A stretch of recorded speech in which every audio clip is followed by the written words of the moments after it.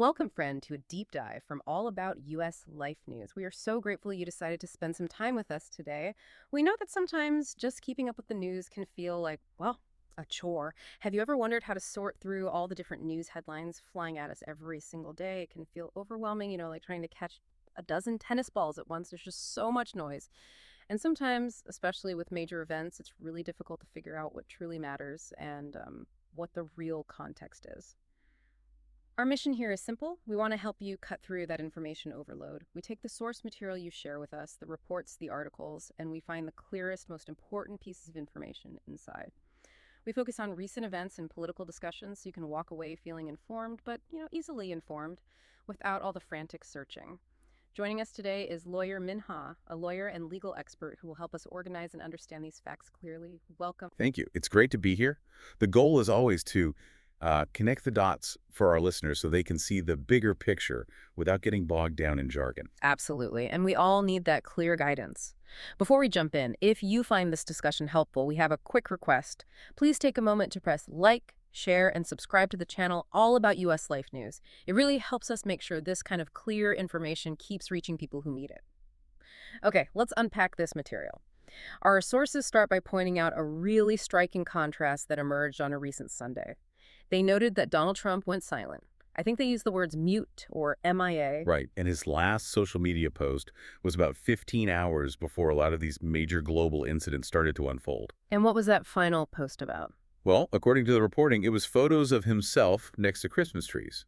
The source material described it as a bizarre kind of ode to himself. That's an interesting detail, especially because, as you said, the world was really reeling at that exact moment.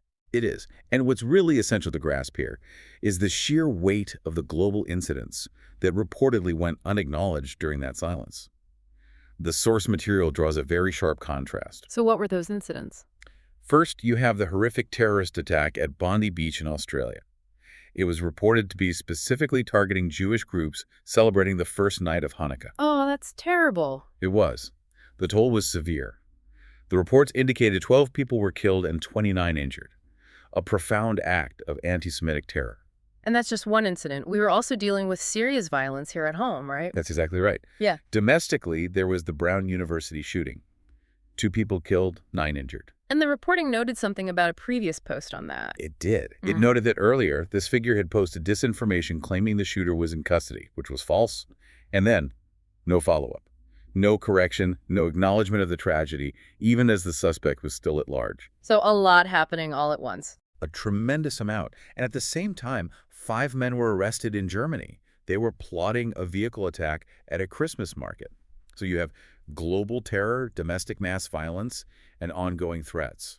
It paints a picture of just intense international stress. It certainly does. And when you look at how other world leaders responded, that contrast you mentioned becomes even clearer. For example, Prime Minister Mark Carney of Canada. He immediately expressed horror over the attack in Australia and offered solidarity. And it wasn't just close allies. President Zelensky of Ukraine, a leader who is, literally under invasion by Russia, he still took the time to express condolences. Wow. It just shows a certain commitment to global diplomacy, even when you're dealing with a crisis at home. And amidst all that tragedy, the sources highlighted a really remarkable story, a human story. Yes, about a 43-year-old Muslim father of 2 named Ahmed Al-Ahmad.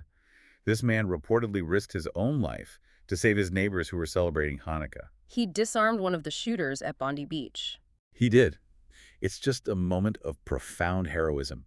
It shows that even in the face of so much hate, ordinary people step up to protect one another. That story is definitely one that stays with you. Okay, let's pivot a bit from these international crises to domestic politics, because the sources also give us some insight into shifts within the Republican base itself. Right, which leads to this really important question about political support. The source material looked at some NBC News poll data, and it suggested a potential softening of support for Donald Trump. Even within his most loyal groups. Yes, even there. Let's break down the numbers so they're crystal clear. Among people who identify as Republican but not as MAGA, his strong approval is at 35%. So a majority of non-MAGA Republicans are not strongly behind him. Exactly. But here's the more significant finding. Among those who do identify as MAGA, his strong approval is at 70%. Which sounds high, but the analysis said something different. It did. Because it means that 30% of his core self-identified Magie base, is not strongly approving. That doesn't mean they've left, but it shows a significant number are skeptical or disapproving. And that 30% gap, that's where a potential vulnerability lies. So we have these global crises and the subtle shift in domestic support. So the big question is, what was the focus of the figure in question during all of this? Well, the sources contrast all of that with a very specific, very domestic priority, taking over the Washington, D.C. public golf courses Taking them over. How? by issuing a formal notice of default to the courses.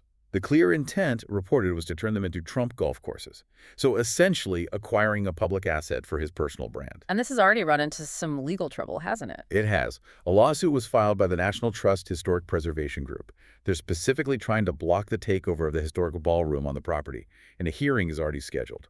It's just a fascinating juxtaposition of priorities. Let's move on to international relations. We hear so much about alliances, but our sources pointed to some pretty sharp disagreements with our allies. Trust is really the key word there. The sources reported tension with Thailand, which is one of our oldest allies in the region. What happened? A leader in Thailand stated very clearly that claims made by Trump about Thailand agreeing to a ceasefire with Cambodia were, and I'm quoting, utterly false. They just flat out denied it. That's a very public contradiction. It is. The Thai leader said they regret and were disappointed by it, and then they made a point of saying, "We are proud to be the oldest treaty ally of the United States in the region." And this wasn't the first time something like this happened? No. The sources said this echoed similar statements from Prime Minister Modi of India. It suggests a pattern of announcing these deals that allies then have to publicly deny. Which brings up that critique about fake deals that don't have any real documentation. Right. And the TikTok deal is a perfect example of that confusion. You have U.S. investors like the billionaire Frank McCourt who are just stuck in limbo. Because the deadline for ByteDance, the Chinese owner, to sell the app keeps getting delayed. Repeatedly delayed. So there's no resolution and business is just stalled. And if you connect this to U.S.-China relations, the commentary suggested that China's leader, Xi Jinping, has really outmaneuvered Trump on a few key fronts. Specifically with technology. Exactly. The sources highlighted the continued sale of advanced H200 NVIDIA chips to Chinese companies. Now, for our listeners, these aren't just any computer chips. They're the really high-end ones for artificial intelligence and supercomputing. The absolute top of the line, the kind of technology that fuels military advancement. The source argued that allowing their sale to China is a huge national security risk because they can just study and copy the tech. And what are the real-world consequences of all this tension and unpredictability? The sources mentioned something very practical: tourism. Yes. The impact on tourism is one of the clearest economic results reported. The number of Europeans traveling to the U.S. has reportedly cratered, just fallen dramatically. How much are we talking about? The numbers are stark. Tourism is reportedly down 30 to 40% across many key European nations. We're talking Canada, Denmark, Germany, the UK, Sweden, Spain, Norway. A drop that big has to have a real impact. Oh, absolutely. It means lost jobs, Yeah. less revenue for local businesses. It's a tangible hit to the U.S. economy. It shows that how we're perceived internationally has real, dollar and cents consequences right here at home. That is such a clear connection to make. Let's shift back to domestic concerns now, specifically about communication and, well, control. The sources discussed a reported ban on sign language interpreters at Trump's political events. This seems to touch on a really fundamental right for people in the deaf community to understand what's being said. It does. And the reason given in the court documents, which were filed by the Department of Justice, is very telling. What was the reason? Trump reportedly stated that sign language services intrude on Trump's ability to control his image, and that he doesn't want any interpretation because it harms my image. So it's about image control over accessibility. Exactly. And the reaction from the deaf community was just so straightforward. They basically said, we need that to understand what you're saying. It's a direct conflict between one person's image and a community's right to information. Okay, let's turn to another very complex area of foreign policy. The sources highlighted a situation in Syria with a controversial figure. Yes, the leader of Syria, Galani, who now goes by Ahmed al-Shara, the material describes him as the old leader of al-Qaeda. And there's new information complicating things. Very much so. New footage is reportedly circulating that shows fighters linked to him chanting military songs, specifically songs associated with Hamas's Al-Qassam brigades, and they're referencing Gaza. So these alliances are shifting and merging in very complicated ways. Incredibly complicated. It just shows how volatile the situation is in the Middle East and how carefully it needs to be handled. And of course, political figures are using these events to make their own policy arguments. The sources mentioned Senator Lindsey Graham. Right. He reportedly used that horrific Bondi Beach terrorist attack to argue against recognizing a Palestinian state. His argument was that it would be seen as rewarding killing Jews. So he's connecting that specific tragedy to a much larger ongoing political debate. Precisely. But there's also criticism from within the Republican Party about foreign policy risks. Senator Rand Paul, for instance, reportedly warned about Donald Trump threatening regime change everywhere in South America. With comments like, "Be careful, Colombia, you could be next." Exactly. Paul's main concern was the enormous financial cost of actions like that. He argued the U.S. just couldn't afford to pay for toppling regime after regime. So you see these very different, conflicting views on foreign policy. We have covered so much ground, from global crises and shifting poles to diplomatic tensions and legal fights. It all seems to lead to our final, crucial point, the importance of balanced news. It's so critical. The sources highlight that what is covered by the media, and maybe more importantly, what is not covered, profoundly impacts how you and I perceive world events. They gave a very specific example of this, right? A powerful one. A deeply humanitarian story about Gaza amputees struggling to get prosthetic limbs because of critical shortages. And the coverage was lopsided. Completely. Right-wing media outlets reportedly provided zero coverage. None. The story was covered almost exclusively by left-wing and center media. So if you only get your news from one side, you would have no idea that story even exists. You'd have a massive blind spot. You simply don't know what you don't know. Which is why having practical tools is so important. The sources recommended a platform called Ground News. Yes, Ground News is a really excellent tool for critical thinking. It pulls in thousands of articles on a single story, and then it shows you exactly what's being reported by the right, the center, and the left. So you can see the whole picture at once. Instantly.